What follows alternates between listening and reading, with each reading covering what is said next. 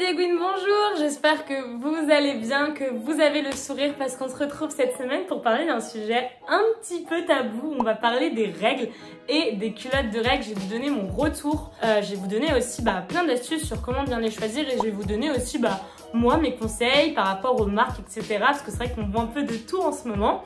Donc c'est parti, je vous engouine.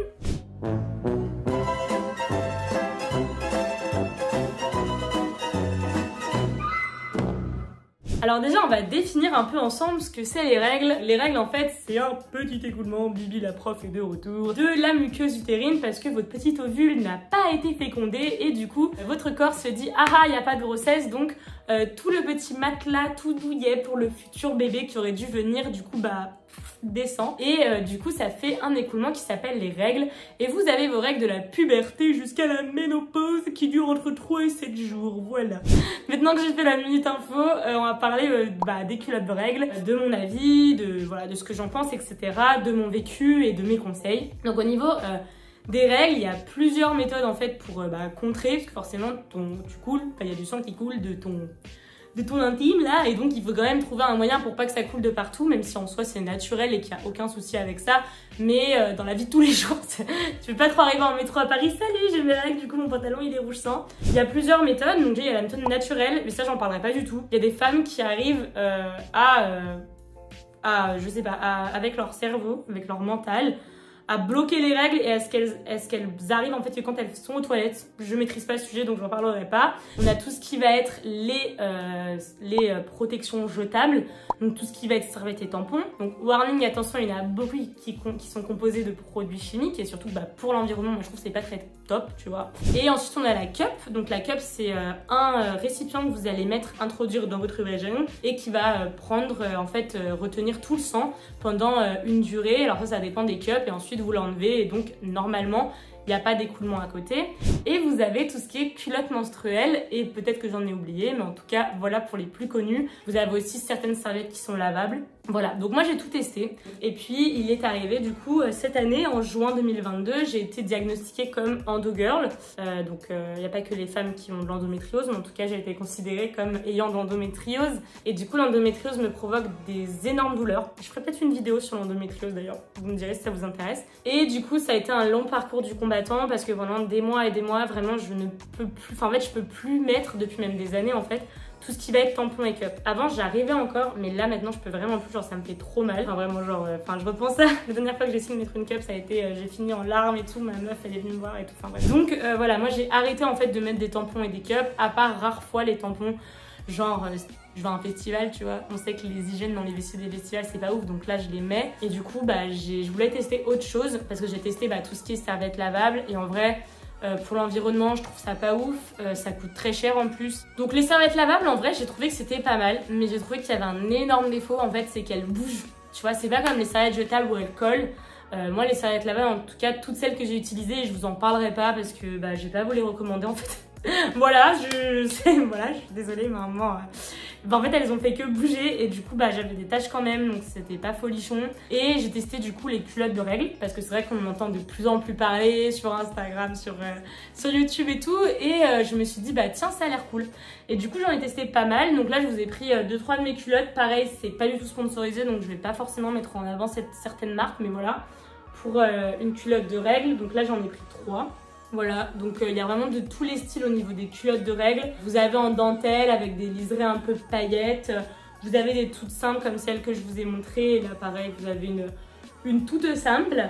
Et en fait, l'idée des culottes de règles, c'est un peu comme des couches. Il ne faut pas dire le mot couche parce que du coup ça va en refroidir plus d'une. Mais en gros, l'idée en fait, c'est que ça va absorber comme en fait un tampon ou une serviette hygiénique. Ça va absorber pendant plusieurs heures votre flux. Et du coup, c'est censé être l'outil magique, genre vous sortez en culotte et tout va bien, YOLO bitches. Donc voilà, pour mon retour, moi en vrai, je vais pas vous mentir et tout, j'utilise que ça. Franchement, moi je trouve que c'est la vie. Voilà.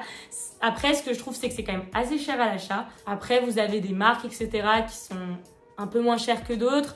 Mais voilà, toujours faire attention. Moi, je pars du principe qu'une culotte de règle, c'est censé du coup avoir les bienfaits enfin en gros pour moi ça doit être un peu écolo, donc j'essaie de faire attention que ce soit bio, que ce soit voilà, j'essaie de faire attention à d'où proviennent les produits en fait. Pour vous dire vraiment de toi à moi et tout, franchement c'est top. Après il y a quand même des défauts et du coup je vais vous en parler.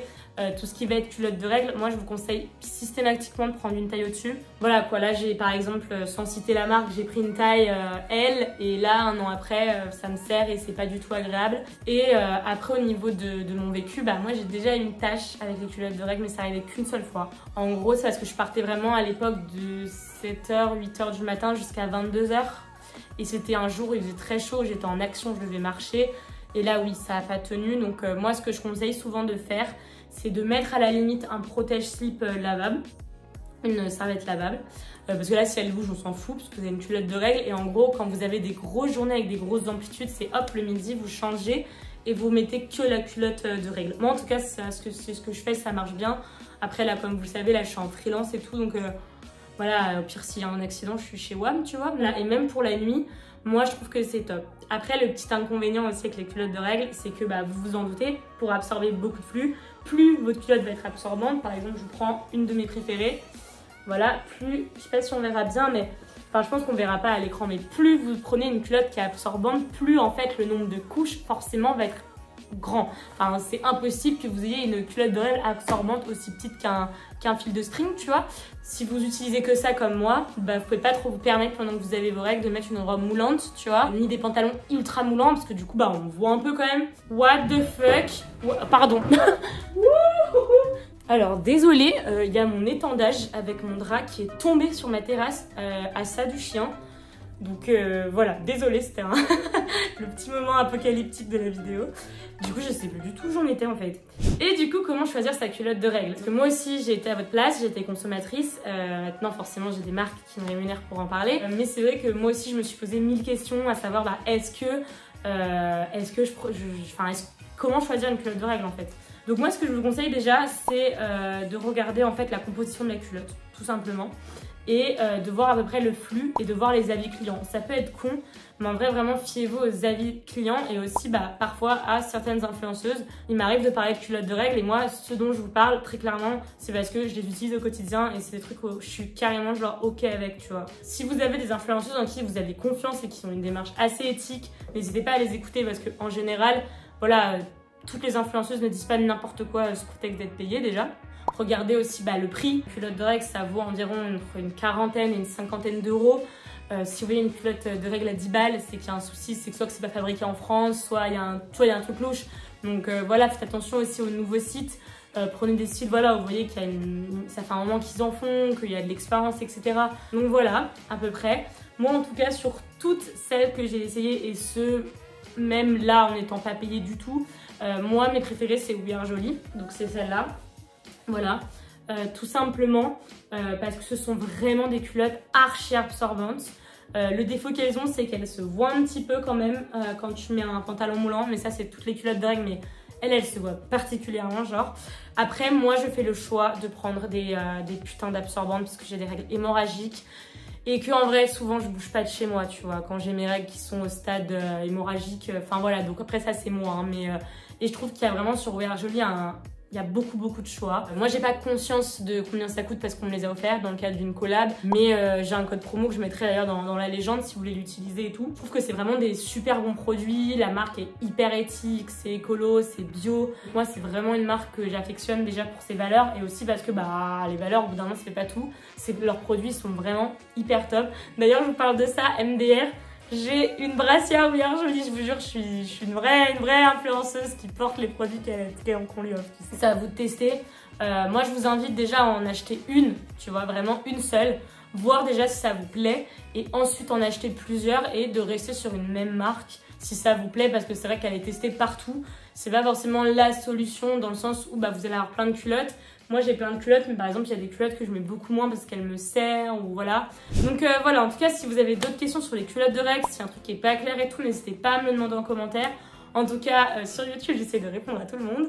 En même temps, j'en ai pas beaucoup. Mais si cette vidéo vous a plu, n'hésitez pas non plus à vous abonner, à me suivre sur mes autres réseaux. Donc j'ai Insta, j'ai TikTok, j'ai Facebook, j'ai mon blog et tout. Si ça vous intéresse, je mets toutes les semaines, tous les dimanches à 17h, une petite vidéo, n'importe quoi. Je mets un article de blog avec une série, un film, un livre, un podcast LGBT. Parce qu'ici, on est dans le pays des goudous. Et merci beaucoup à tous de nous suivre sur YouTube, parce qu'en vrai, ça me fait trop plaisir. Voilà, bisous!